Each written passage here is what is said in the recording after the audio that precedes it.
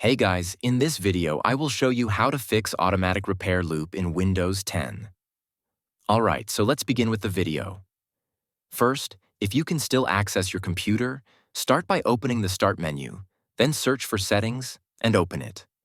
From the left-hand menu, select System, then scroll down and click on Recovery. Here, next to Advanced Startup, click Restart Now, then confirm by pressing Restart Now again.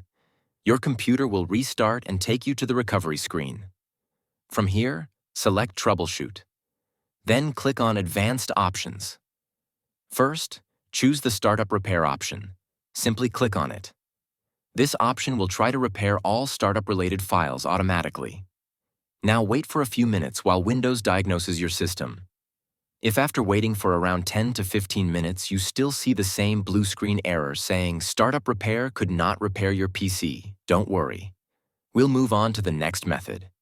Again, select Troubleshoot, followed by Advanced Options. This time, choose Command Prompt.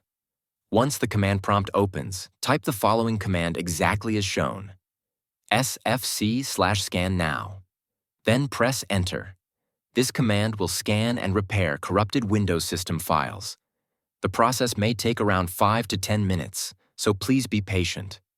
You'll see that the verification process has started. Once the scan is completed and the verification reaches 100%, type Exit and press Enter. After that, click on the Continue option. Your system will now restart. You should now see the Windows logo, and this time your system will load properly without any errors. And that's it. So that's basically how you can fix automatic repair loop in Windows 10. So that's all for this video. See you in the next one.